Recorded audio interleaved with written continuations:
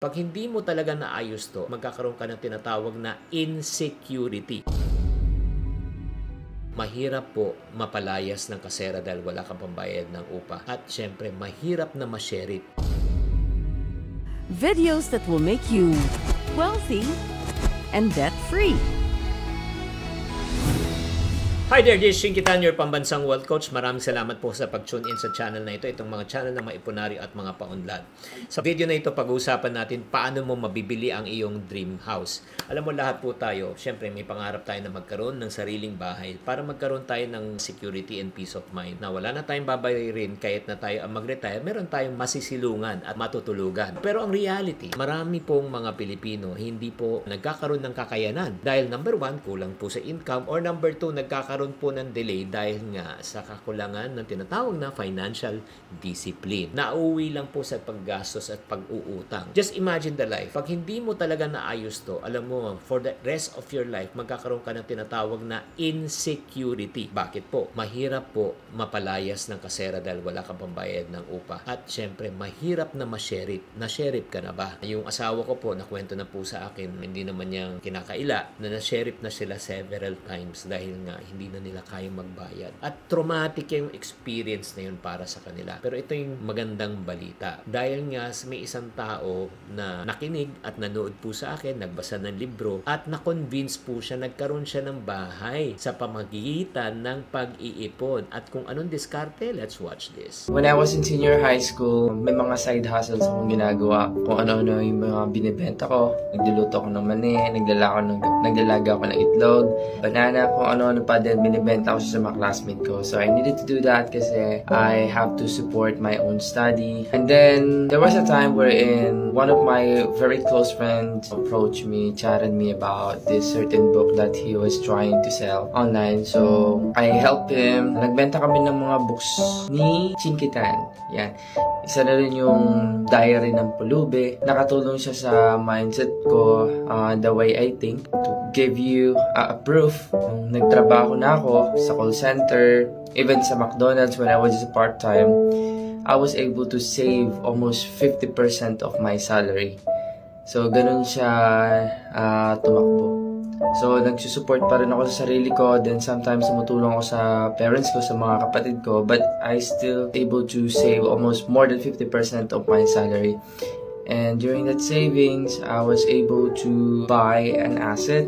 That book really helped me to become matured on how should I manage my finances, how should I save money, and how should I do budgeting in everyday life. So if you would like as well to know more about this book, enjoy reading because you won't get bored. Yan po si Kuya Licious, congratulations. No? Imagine mo, nagbebenta siya ng kahit ano-ano nung bata siya. Nagbenta rin pala siya ng libro ko. Naging working student siya, pero sinave niya ng 50% ang kanyang income. Pagkatapos niyan, the rest is history. So, ang question, how can you do the same? Bibigyan ko po kayo ng major o mga strategies na pwede natin gamitin para tayo makaipon para sa ating dream house. Number one, use the 30-day rule with interest. Ang ibig sabihin po niyan, huwag nyo munang bilhin ang mga gusto nyo, yung impulse buying. Yung need, bilhin mo. Pero yung want, 30 days. Palipasin mo muna. Pagkatapos yung 30 days na yan, habang naghihintay ka, na pinapalipos mo, nag-isip ka, ilalagay mo yung pera mo sa mas mataas ng interest. Diba? Marami na pong mga e-banks ngayon that gives you 3.5% or higher, even 5% per year. Doon mo ilagay ang pera para tumubo ang pera mo. That's number one. Number two, strategy para ikaw ay makaipon para sa sarili mong bahay. Do planned spending. Huwag ka gagastos pag wala sa budget. O, kailangan talaga natin ng disiplina. Kailangan talaga natin sakripisyo. Bago ka gumastos, o kasama ba yan sa budget o hindi? Pag kasama, fine, go. Pag hindi, iipon mo muna. Like for example, bibili ka ng kape. O yan, ang next question, 200 pesos ang kape. Kasama ba sa budget yan o hindi?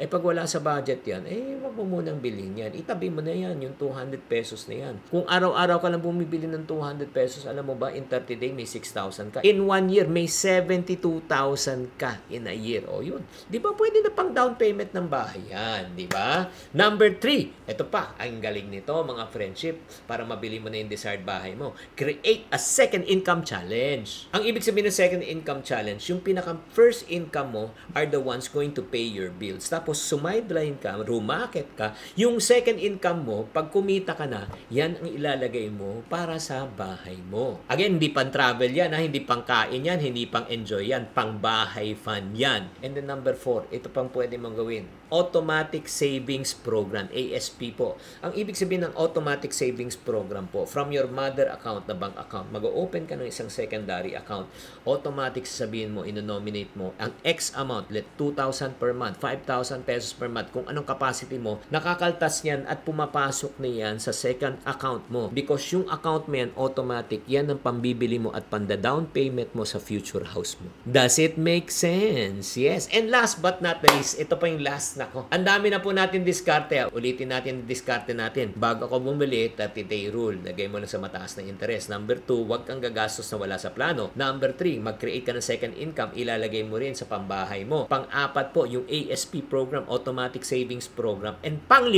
eto na. Sumali ka na sa 60,000 Ipon Challenge. Ano tong 60,000 Ipon Challenge? Pwede mong gamitin na tong ginagamit natin mga kaiponarios po. Oh. Ito na po, mag-start ka muna sa 20 pesos. No, 20. Shadean mo lang siya, 'di ba? Pag shadean mo dito, tapos punta ka lang dito, 50, 100, 1,000. Pag nabuo mo 'yan, 'di ba? May 60,000 ka. Don't forget to put the start date and the end date kung kailan mo gusto at 'wag mong kalimutan isulat para sa ka nag-iipon, para sa future house. And dito may lalagay ang barya, dito naman lalagay mo yung papel. Yes, mga friendship. So, ayan na po. Sana naman na-enlighten po kayo regarding these ideas kung paano kayo magkakaroon po ng sarili nyong bahay. Alam nyo, mahirap lang yan sa umpisa. Pero pag naumpisa nyo, iba talaga ang feeling.